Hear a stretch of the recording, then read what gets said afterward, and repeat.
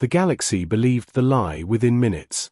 Humanity was declared guilty in less than an hour. And billions would suffer because no one stopped to ask one simple question. What if the evidence was designed to be perfect? The stars above the neutral world Elith station burned quietly, unaware that history had just cracked in half. Commander Aaron Vale stood alone at the edge of the observation deck, staring into the endless black. He was not old, but the weight in his eyes made him look far older than his 39 years. A red alert hologram flickered beside him, frozen on a single image.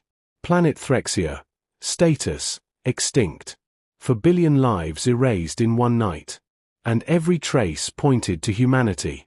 Behind him, the station trembled as alien ships arrived by the hundreds.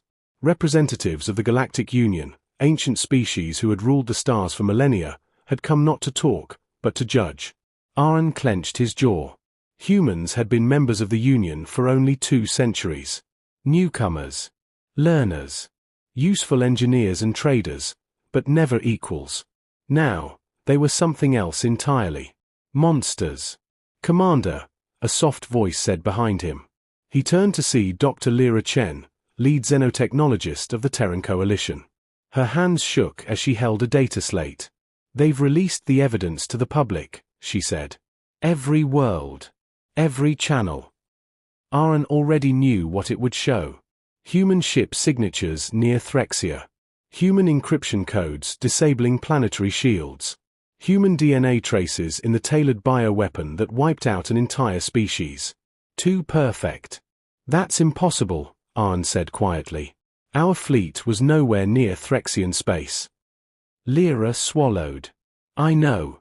But the galaxy doesn't. Across Elith Station, fear spread faster than fire. Humans were being escorted back to their quarters. Shops closed their doors. Longtime allies suddenly refused eye contact. The Union did not wait for explanations. They never did. The tribunal hall was a vast sphere of light and shadow. 12 elevated platforms ringed the chamber, each occupied by an elder species. Their forms varied wildly, towering crystalline beings, fluid shapes held together by energy fields, massive armored forms that had seen stars born and die. At the center stood one small circle. 4 humans. Aaron stepped forward when his name was called. He felt every eye on him. Some burned with anger. Others with fear. None with trust. The Galactic Union convenes, boomed the speaker, a towering being of living stone. We address the annihilation of Threxia and its people. The evidence identifies the perpetrators as human. A murmur rippled through the chamber. Aaron lifted his chin. Humanity denies this accusation. We had no conflict with the Threxians. No motive. No presence. A sharp laugh echoed from above.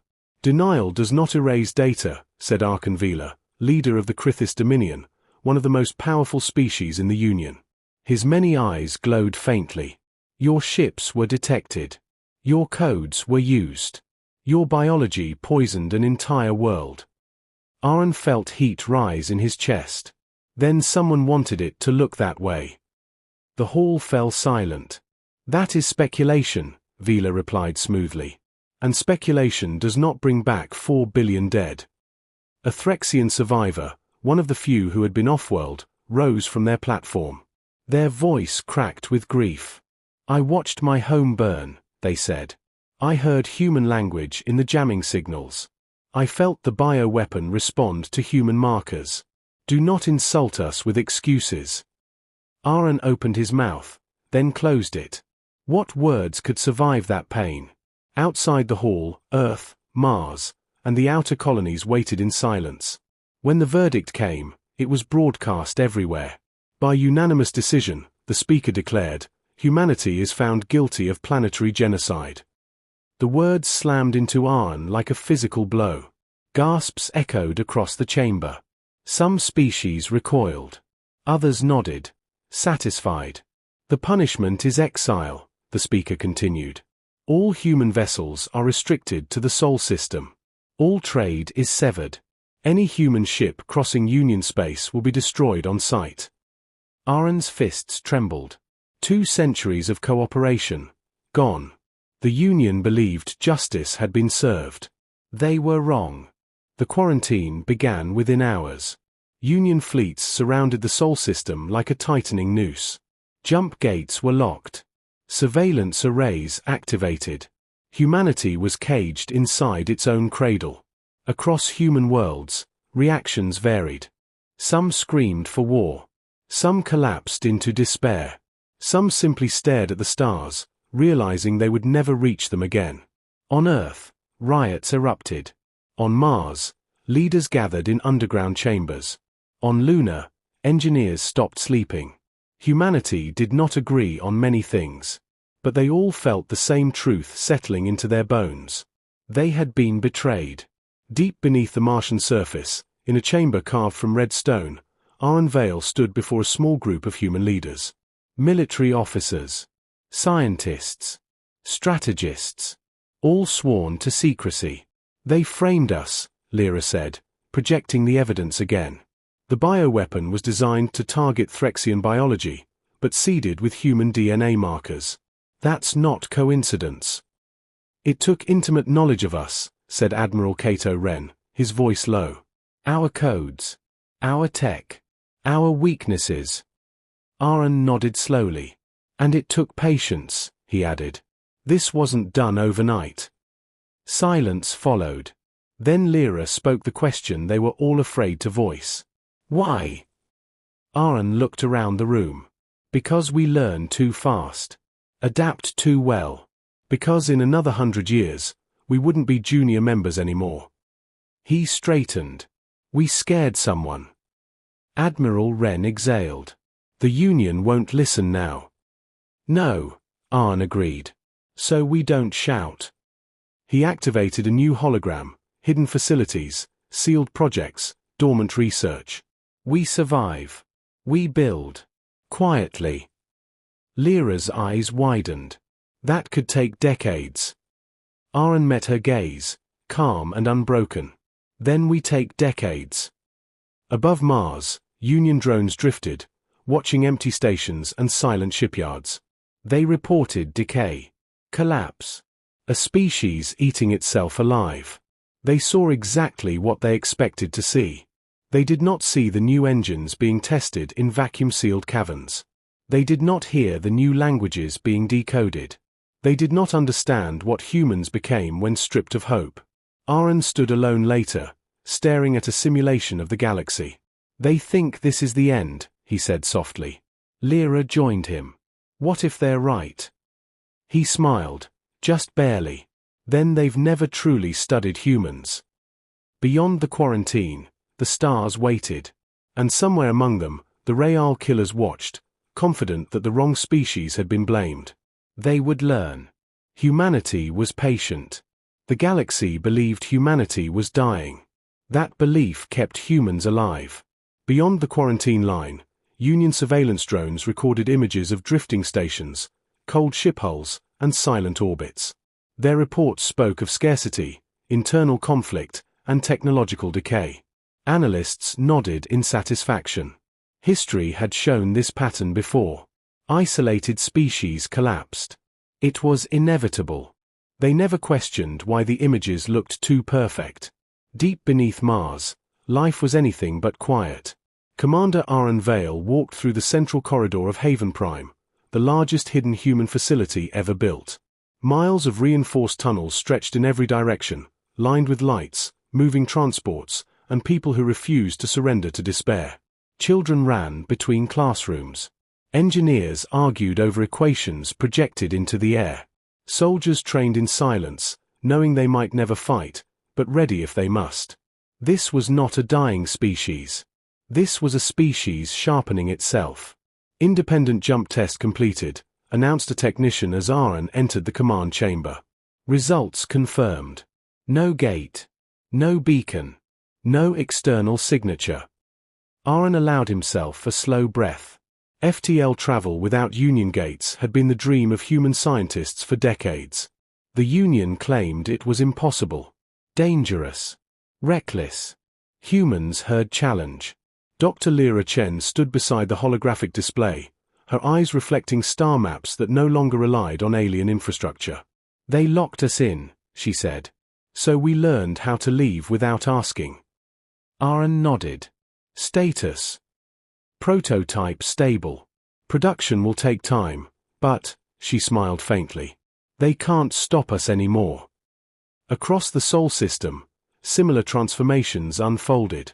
On Europa, biologists developed adaptive medical nanits that could rewrite themselves in response to alien pathogens.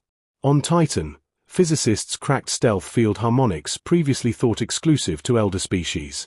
On Earth, linguists and AI specialists dissected thousands of alien dialects, patterns, and cultural blind spots. Humans studied everything, especially their enemies. The question that haunted Aaron never faded. Who framed us, and why so completely? The answer began to emerge through whispers. Sarah NYX, head of human intelligence, stood before Aaron with a rare expression of satisfaction. We've made contact, she said. With who? Aaron asked. The forgotten ones. Species pushed aside by the Union. Denied membership. Exploited. Silenced. A new hologram flickered to life, showing worlds on the edge of mapped space. They talk to us because they have nothing left to lose, Sarah continued. And because they've seen this before. Aaron's eyes narrowed. Before. She nodded. The Union doesn't destroy threats openly. It reassigns blame. Turns allies into pariahs. Lets the galaxy do the work. A cold realization settled in. Humanity wasn't the first, Aaron said. No, Sarah replied. Just the most recent. Years passed. Children born after the exile grew up beneath red Martian skies and artificial suns. They learned history without Union filters. They learned that humans were accused, not proven guilty. They learned patience. Most importantly, they learned why. Aaron aged, but his resolve never dulled. His hair grayed. His voice deepened. The fire remained. One night, Sarah arrived with news she had waited a decade to deliver. We have a defector, she said quietly. Aaron looked up sharply. From where? The Virel Ascendancy, she answered. One of the Union's oldest science castes. The room went silent. They helped design the Threxian bioweapon, Sarah continued. They say they couldn't live with it anymore. Aaron stood slowly. Where are they? Safe. Hidden. Terrified. Bring them in. The defector was not what Aaron expected. Small. Frail. Four-eyed. With skin like pale glass. My name is Eshravel, the being said, voice trembling. I helped create the lie. Aaron felt anger surge, but he held it back. Why come to us? Aaron asked. Eshra's eyes shimmered. Because you survived. They explained everything. How the Union's inner circle feared humanity's adaptability. How simulations predicted humans overtaking elder species within centuries. How the decision was made quietly, unanimously. Remove the variable. Blame the newcomer. Use a tragedy so horrific no one would question the evidence. They believed you would destroy yourselves, Eshra said. Most species do. Aaron leaned forward. And if we don't? Eshra hesitated. Then everything changes. The evidence Eshra brought was devastating. Original design files. Bioweapon schematics. Authorization chains that bypassed Union law. Simulations labeled simply, Humanity Risk Projection. There was no doubt. Humanity had been judged guilty long before Threxia burned. Lyra stared at the data, hands clenched. They murdered a world just to bury us. Yes, Aaron said softly. And they miscalculated. Admiral Wren entered the chamber. The fleet is ready, he said.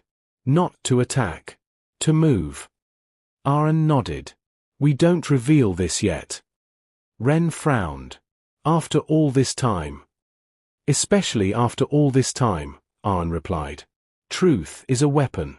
You don't swing it blindly. He looked at the stars beyond the reinforced glass. They wanted us desperate. Angry. Predictable. A slow smile formed. We'll give them something worse. The first human ship crossed the quarantine line without a gate 2 years later. Union sensors never noticed. The second ship followed. Then 10 more. Humanity was no longer contained. But they remained invisible. The galaxy slept, confident in its verdict, unaware that the species it condemned had grown stronger in silence.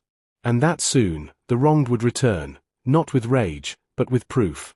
And when that day came, the galaxy would learn the most dangerous truth of all. Humans do not forget. They adapt. The galaxy did not notice when the first lie began to crack. That was the danger of believing your own story for too long. Beyond the mapped lanes of Union space, a human vessel drifted in silence. It carried no registry, no active transponder, and no recognizable drive signature. To Union sensors, it did not exist. Inside, Commander Aaron Vale watched a projection of a foreign world slowly rotating. "Confirm target," he said calmly. Sarah NYX stood beside him, fingers dancing across a holo panel. "Confirmed. Caro's Minor. Trade hub. Neutral. Heavily monitored. And politically noisy," Aaron added. "Perfect." This mission was not about weapons. It was about seeds. For 15 years, humanity had hidden, learned, and prepared. Now came the most dangerous step of all. Re-entry. Caro's Minor was everything the Union loved. Busy, colorful, crowded with species from across the stars. Information flowed here faster than goods. Rumors became beliefs within hours. Which made it the ideal place for a whisper. Human agents did not arrive as soldiers. They arrived as technicians, traders, translators, and medical specialists. They spoke local languages fluently. They respected customs. They listened more than they talked. They never said we are innocent. They asked questions. "Isn't it strange," one human merchant said casually, "how perfect the evidence was? Why did the bioweapon target only Threxian biology? How did human DNA end up inside something humans don't even use?" At first, aliens laughed them off. Then they started thinking. Back on Mars, Aaron watched intelligence feeds update in real time. "They're talking," Sarah said. "Not openly. But they're thinking." "That's all we need," Aaron replied. The Union's greatest strength had always been control of information. They decided which truths were spoken and which were buried. But they underestimated something fundamental about humans. Humans didn't need permission to question. Elsewhere in Union space, something far more dangerous happened. A Union Science Council requested archived data related to the Threxian extinction. The request was denied. That alone raised alarms. When a second council made the same request, and was also denied, concern spread. "What are they hiding?" became a question whispered behind closed doors. The Union had silenced outsiders for centuries. They had never had to silence themselves. Aaron knew the moment risk became unavoidable. Sarah entered the command chamber without knocking. "They've detected anomalies." Aaron didn't look surprised. "How close?" "Close enough," she admitted. "They know something's wrong. They just don't know what." Aaron folded his hands. "Then we accelerate phase 3. Sarah hesitated. "That means exposure." "It means choice," Aaron corrected. "We give them truth, or we let the Union tighten its grip forever." He stood, straightening his uniform. "Prepare the broadcast." The signal did not hijack Union channels. That would have been an act of war. Instead, it appeared everywhere between channels. Civilian networks. Private feeds. Academic data streams. Places the Union didn't fully control. A single symbol appeared first.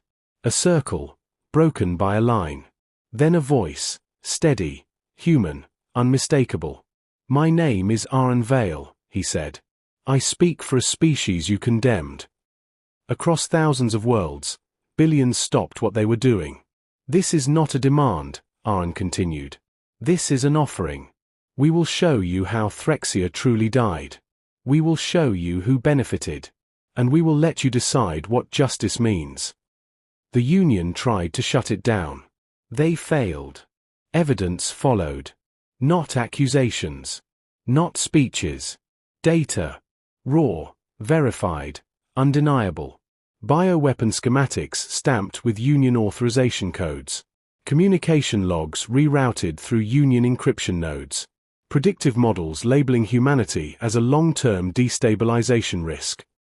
And finally, testimony. Eshravel appeared on screen, shaking but resolute. I helped create the lie, they said. And I watched 4 billion die because it was convenient. The silence that followed was not anger. It was horror. The Union convened emergency sessions. Leaders denied everything. Called it fabrication. Claimed humans had evolved their deception. But doubt had already spread. And doubt is a predator. On dozens of worlds, protests erupted, not against humanity, but against the Union. Release the archives. Who decides guilt? How many others vanished like this? The Union had always ruled by appearing infallible. Now, they appeared afraid. Aaron stood in the command chamber, watching the galaxy react. Lyra joined him. They're demanding an investigation. And the Union? Aaron asked. They're stalling. He nodded. Of course they are. Lyra looked at him carefully. If they refuse? Then we continue, Aaron said. We don't force justice. We make ignoring it impossible. She smiled faintly. You really believe this will work? Aaron met her gaze. Human history is full of lies that ruled the world, until someone refused to accept them. Union fleets began to move. Officially, it was security realignment. Unofficially, it was fear. They feared humans not because of ships or weapons, but because the story they built was collapsing. And once a lie collapses, it does not fall quietly. In a quiet chamber beneath Mars, children watched the broadcast with wide eyes. They're hearing us, one whispered. Yes, an instructor replied. And now they must choose. Far beyond Union space, in the hidden chambers where the lie was born, elder leaders argued. Some demanded force. Others demanded silence. None could undo what had already begun. Humanity had returned, not as conquerors, but as witnesses. And witnesses are far more dangerous. The Union had never been afraid of war. They were afraid of memory. Across hundreds of worlds, the broadcast replayed in fragments, copied, mirrored, and hidden where no censor could erase it completely. Scholars paused lectures. Traders froze mid-transaction. Soldiers stared at screens in silence. Because the evidence did not sound like propaganda. It sounded like truth. And truth has a weight no weapon can match. In the Union High Chamber, panic wore the mask of authority. Humans are manipulating public sentiment, one elder declared. They are destabilizing galactic order, said another. We must reassert control, insisted a third. But the chamber no longer echoed with certainty. For the first time in millennia, the elder species argued not about what to do, but about what they had done. Archived data requests surged. Independent investigations launched without Union approval. Worlds that had never questioned authority before began asking for transparency. The Union issued a statement. It made everything worse. Human evidence is unverified, the announcement declared. Their motives are clear. Their history is violent. Across the galaxy, someone finally asked aloud.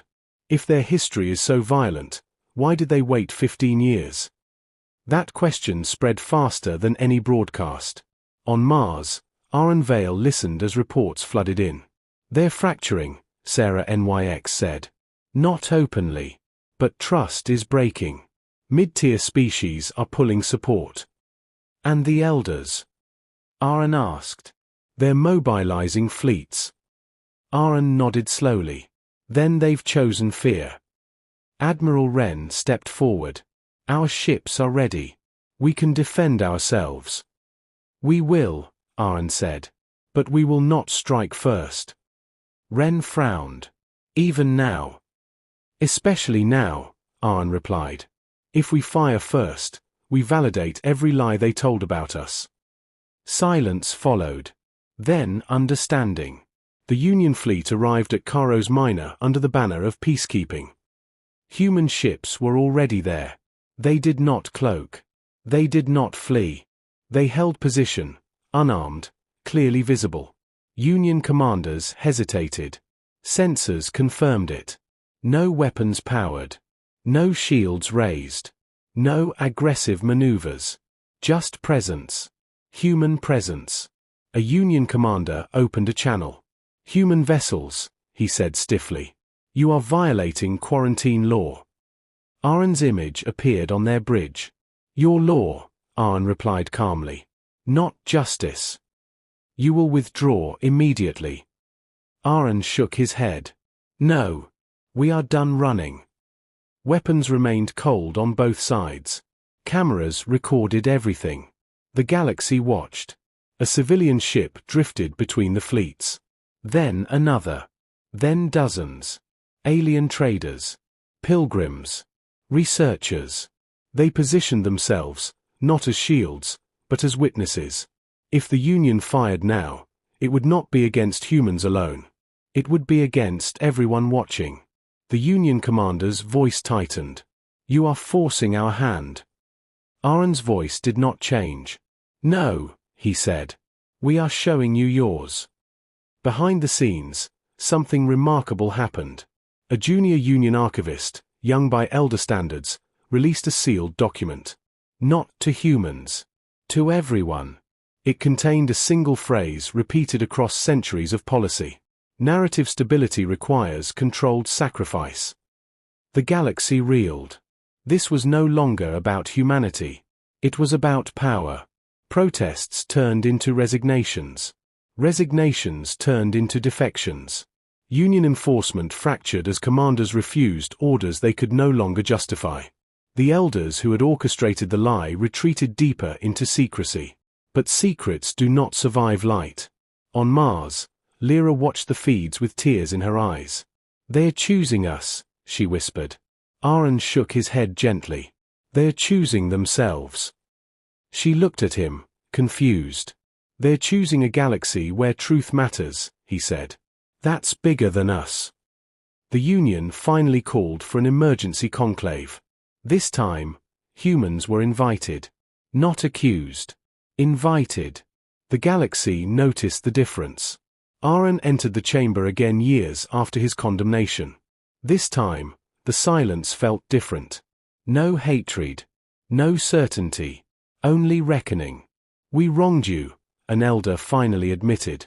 "But if we fall, the galaxy destabilizes." Arn met their gaze. "You already destabilized it," he said.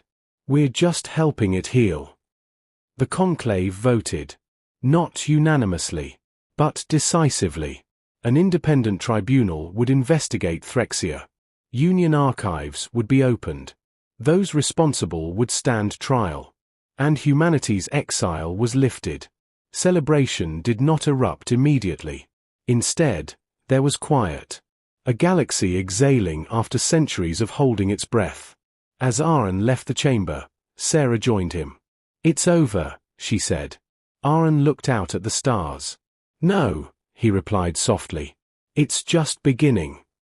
Because justice, once awakened, does not stop with one lie. And humanity had just reminded the galaxy of something it had forgotten. Strength is not domination. It is restraint. The galaxy did not burn. That was the surprise. For centuries, history taught that when lies were exposed, empires collapsed in fire. When power was challenged, someone always reached for a weapon. Many expected humanity to do the same, to demand vengeance, to demand blood for blood. They were wrong. Humanity had learned something in exile. The trials began on Elith Station, the same place where humanity had once been condemned. The chamber was rebuilt, its walls now transparent, open to every world watching in real time. No shadows. No secrecy. Those responsible for Threxia's destruction stood exposed, elder leaders, intelligence architects, scientists who justified murder as stability. They did not deny it. The evidence was absolute.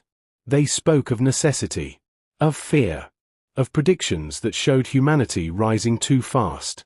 Aaron Vale listened without interruption. When his turn came, the galaxy leaned closer. "You feared what we might become," Aaron said calmly. "So you chose who you already were." Silence followed. The verdict did not come from humanity alone. It came from the galaxy. The guilty were stripped of authority. Some imprisoned. Some exiled. Some resigned in shame. The Union itself was not destroyed, but transformed. Power redistributed. Oversight established. Archives opened permanently. The age of unquestioned rule ended quietly. As all dangerous ages do. Threxia was honored. Not rebuilt, because some losses must remain visible, but remembered. A memorial world was established, protected by every major species, its orbit filled with light beacons carrying the names of the dead. Humans contributed the most. Not because they had to. Because they chose to. Years later, children from dozens of species attended schools on Earth, Mars, and beyond. They learned not just math and science, but history, unfiltered. They learned how lies almost erased a species, and how restraint saved a galaxy. Aaron Vale stood once more beneath open stars. He was older now. Slower. Content. Lyra joined him, watching ships move freely between systems. Human ships, alien ships, ships no longer labeled by fear. "They still talk about us," she said. Aaron smiled. "They always will." "Monsters turned guardians," she added. He shook his head. "No. Survivors who refused to become monsters." The galaxy learned something that day, something no weapon could teach. Humanity did not win because they were stronger. They won because when blamed, caged, and hated, they chose patience over rage, truth over domination, justice over extinction.